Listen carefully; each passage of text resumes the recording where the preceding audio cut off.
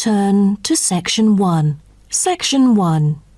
You will hear an interviewer asking an interviewee called Lee to do a questionnaire on residency in the North. First, you have some time to look at questions 1 to 5.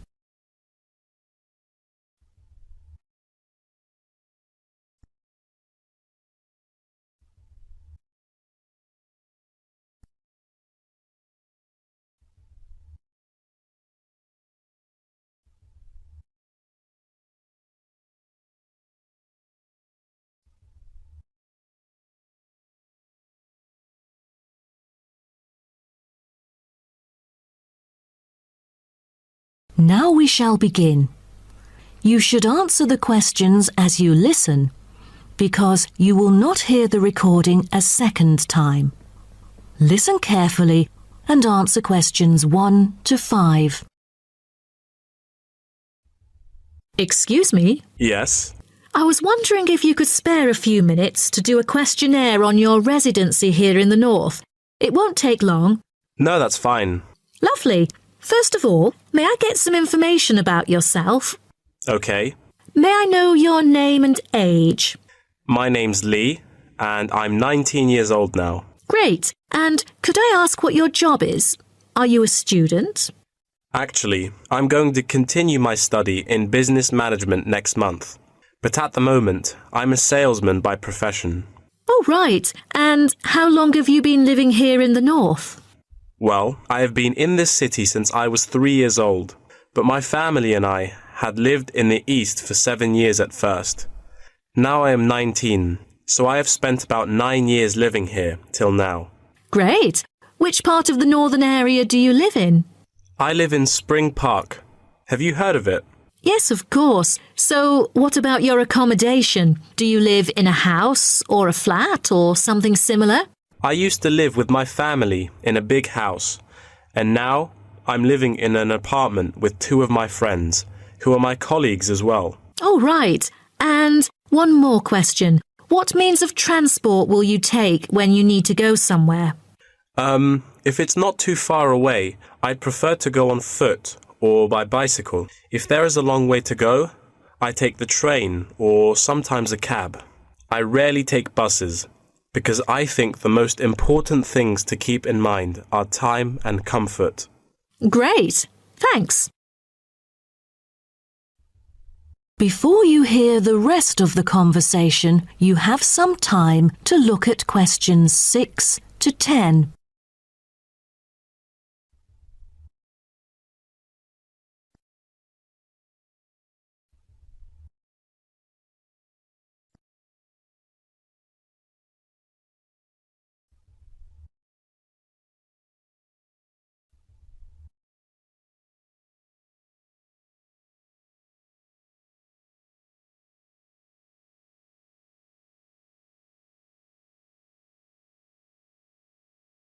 Now listen and answer questions 6 to 10. Now, let's go to the second part of my questionnaire. I'd like you to tell me, how often do you dine out? Is it once a week or several times a year? I'm afraid neither of those options agree with me. I don't often go out for dinner, maybe once a month. Every week just seems too often for me. OK, then where do you usually go for recreation? I often go to places that other people go to. I sometimes go clubbing after work. You know, there are some fantastic clubs nearby.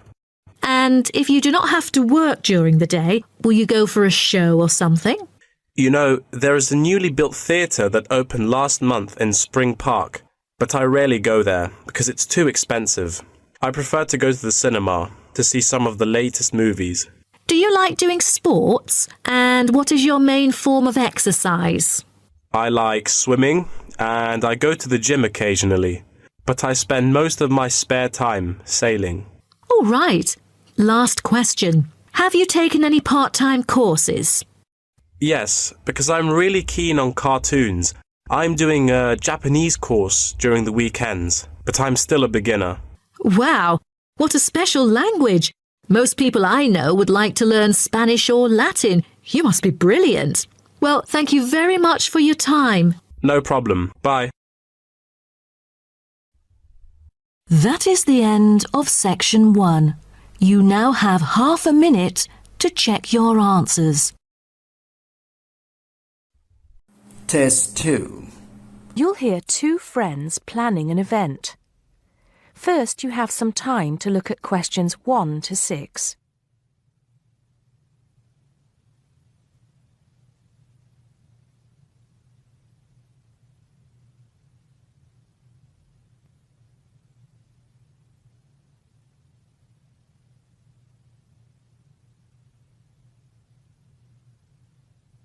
Now we shall begin. You should answer the questions as you listen because you will not hear the recording a second time. Listen carefully and answer questions 1 to 6. Hello, Joan. I'm glad you could come. Hello, Peter. What's up? Is something the matter? No, everything's fine. It sounded urgent on the phone. Did it? It's just that I've had this idea and I wanted to see how soon we could get it off the ground. Well, don't keep me in suspense. You know they're planning to close down the local clinic. It was in the newspaper yesterday, but most people have actually known for some time. Well, I thought we should do something about it. What did you have in mind? I thought we could organise a charity event and donate the money to the clinic. I know it doesn't sound like much, but it will show the local council how we feel and that we mean business. That'll take quite a lot of organising. Why don't we just hold a protest outside the town hall? A protest would take just as much organisation as an event like this. Besides, I think fewer people would turn up. A village fair or something like that would attract more people and get money for the clinic. People are more generous when they're enjoying themselves. OK then, it sounds good to me. How do we start? First, we put our heads together and come up with a list of people who'll be willing to help and people who can provide us with some of the things we need. For example, we might need a caterer to provide refreshments, a rock band for entertainment, tents and so on. Then, we do a lot of telephoning around and try to get everybody together at the same time in the same place. Sounds like a lot of work to me. Well, that's only the beginning. First things first, though. Let's decide now on who to get to the initial meeting and where and when to hold it. Fine. Well, the village hall would be the best place to have the meeting. It's not as big as the youth club, but it's warmer. There'll be no problem getting permission to use it, but I suppose it depends on how many people we invite. We don't want too many, otherwise the meeting will go on too long and nothing will get decided. But the village hall is a good idea. It's more official than having it in someone's living room. How many? 6 or 8 people to start with?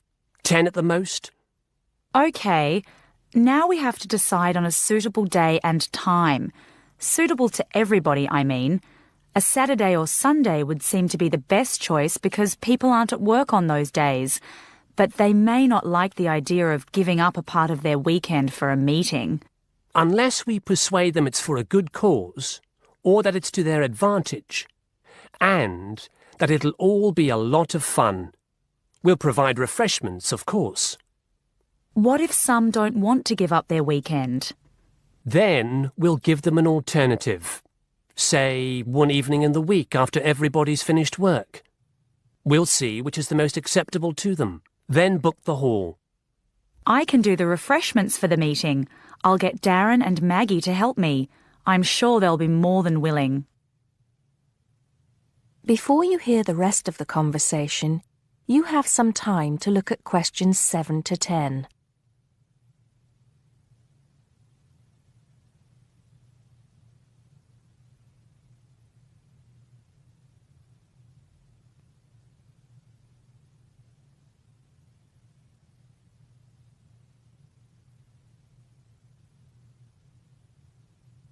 Now listen and answer questions 7 to 10. So, what's next on the agenda? A list of who we want at the meeting. Yes, of course. Obviously, we want someone from the clinic. I think Dr. Perkins would be best. He can tell us exactly what the financial situation is there. You know, how much money it takes to keep the place running, and how important it is for the community to have the clinic. The vicar too. He can rally lots of support. And Mr. Sims, our Member of Parliament. He is very busy, but I think I can persuade him to come, or get his wife to persuade him to come. I see her quite a lot socially. That's great. 2 other people I have in mind are Freddie Smith. The journalist? Yes. Well, he's the editor of the local paper now, and might be useful. He might let us advertise for free, and he'll know how to go about getting leaflets and posters printed. That's another thing. We'll need volunteers to put leaflets through people's doors and stick up posters all over the place.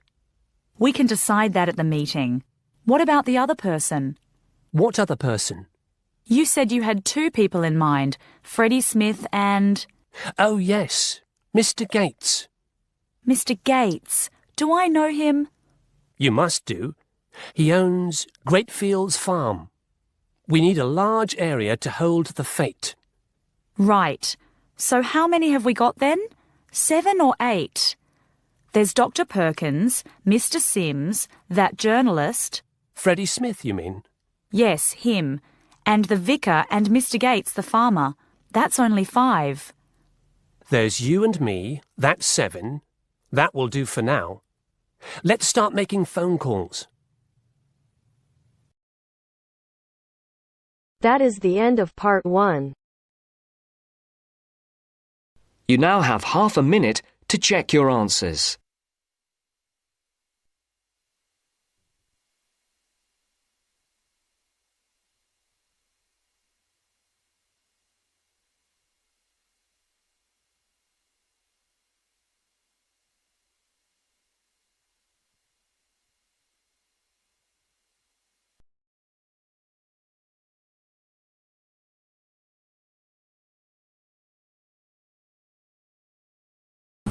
Test 3. Now turn to Section 1. Section 1. You are going to hear a conversation about renting an apartment. First, you have some time to look at questions 1 to 6.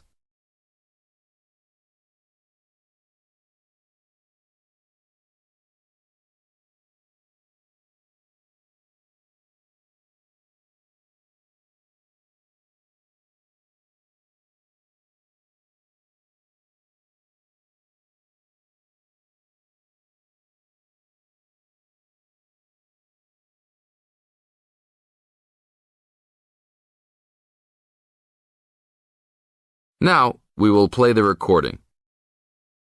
Now listen to the tape and answer questions 1 to 6. How can I help you, sir? Hi, I'm interested in renting an apartment in your building. Can you show me around inside? Sure, my pleasure. Do you know what kind of apartment you're looking for? I'm thinking of something for my best friend and I. The apartment doesn't have to be too big, just something comfortable for the 2 of us. I'm looking for a kitchen, 2 bedrooms and a bathroom. Just something simple. Okay, well, let me show you what we have to offer. We divide our apartments into 3 categories. There are standard apartments, upgraded standard apartments, and luxury apartments. Please follow me. This apartment just went up for rent yesterday. The old tenants moved into a larger one. This apartment is what I call the standard apartment. It's small, but has everything you need. The kitchen comes with a refrigerator, an oven, and a stove. There is 1 bathroom with a shower, but no bathtub. The rooms are a good size, and both have their own closets. The living room has enough space for a couch. We will provide a television for you. These apartments are very popular with students because they are affordable and practical. Right now, we are renting these out for only $1,000 a month. I think this is a little bit on the small side. There's no space for a dining table or even for an extra desk. We will both need room to study. If there are guests over, we hope to be able to have a dining table big enough for at least 4 people. Do you have anything slightly larger? Maybe just an apartment with a bigger living room? Well, let's take a look. Right now, we also have an opening for a luxury apartment.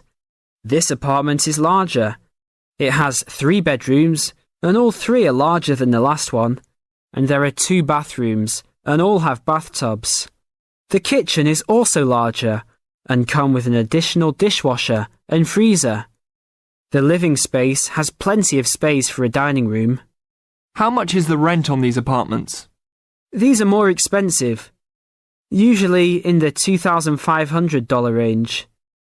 Don't forget that there is an additional bedroom, so you could find another roommate to lower the cost. I think that's a little bit on the expensive side. We don't really have the time to find another roommate, so it's probably better to stick with the 2-bedroom places. Is there anything between these 2? Come with me. I can show you this apartment right now. But there are people living in it. There are no more of these kinds of apartments available at this moment. But if you decide that you like it, I can put you on the waiting list. And as soon as we have openings, you will be contacted. Sure, let's take a look.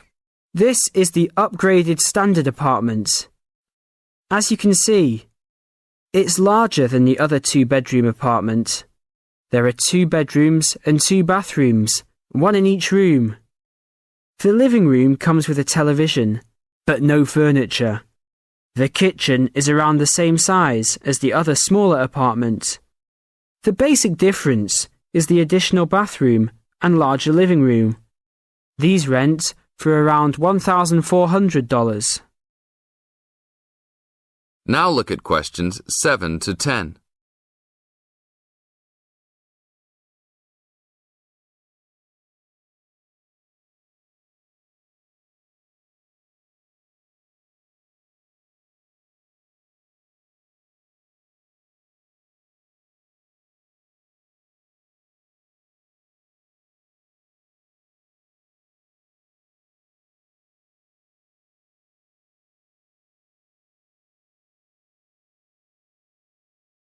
Now listen to the tape and answer questions 7 to 10.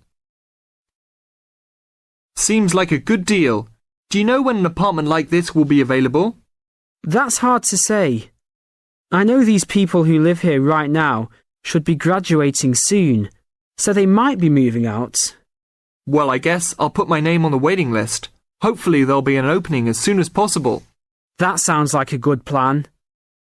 I will notify you as soon as we have vacancies. You will have to leave us some information and a student identification number. Sure, no problem. My full name is Robert Jack Browning. Could I have your age, please? I'm 38. Your major? I'm studying biology. How about naming some of your hobbies? Fishing, golf, watching movies, and spending time with my family. Sounds like a good life. What is the price range of the apartment you are looking for? Somewhere between $1,000 to $1,500. Your student identification number, please? QS 45890. Could you repeat that? QS 45890. Lastly, could you leave us a phone number? Okay, it's area code 236 580 2287. Thank you very much. I will give you a call as soon as possible. This is the end of section 1. You now have 30 seconds to check your answers.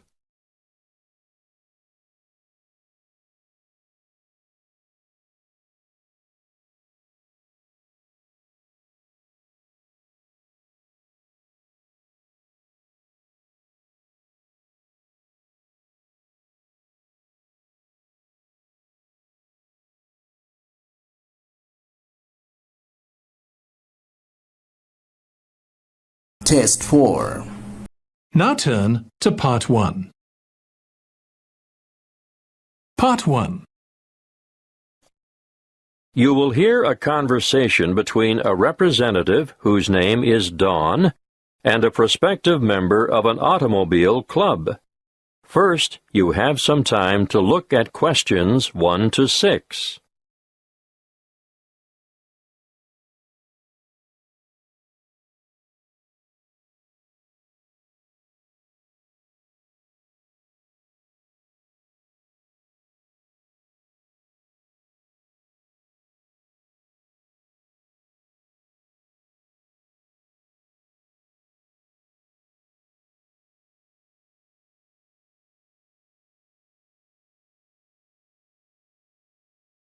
Now we shall begin.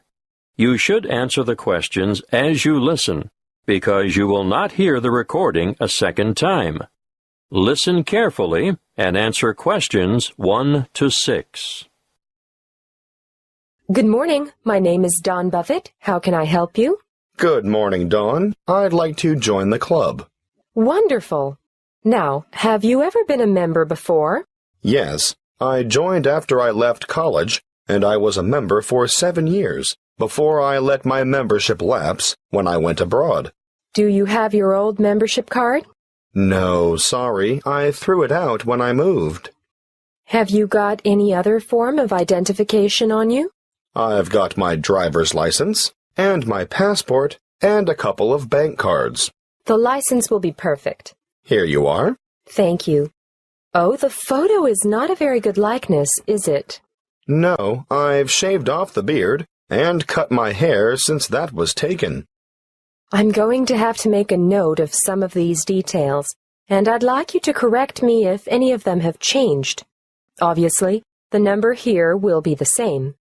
AY916310. Look, you've copied it down wrongly. It's AY196310. Thank you. I'm glad you picked that up. Now, family name? Black, and other names? Gavin Raymond? Yes. And you were born on the 22nd of January, 1973. That's correct. Can I just remind you that you'll need to renew your license by the 19th of May, 2012? You wouldn't believe the number of people who get caught out with an expired license. Thank you. I must admit, although I carry it around in my wallet, I wasn't really aware of that. Not many people are. I've been caught out myself. Now, I can see that you're one of those who has opted out of having an address printed on the card, and I can understand that. Personally, I think it's better security not to have it, in case your wallet gets stolen, for example. I agree. Can you give me your current address for our records? Yes, of course. I live at 29 Sunset Street, Meadowbank. Thanks. Actually, my uncle lives in the same street. It's a very nice area, isn't it? Yes, pretty good. Now, you've got 3 classes of license: motor car, motorbike, and heavy vehicle. Do you want to be covered for all 3? Oh, not anymore. I had a motorbike when I was a student, and then, before I went abroad, I worked as a truck driver for a while, but I never want to do that again. These days, you'll only find me behind the wheel of a car. Well, that's all done. Now for one final question. What's that? I need to ask you whether you've ever had any driving or other convictions or endorsements on your license. Well, I've had a few parking tickets. We don't count those. And I haven't had any endorsements.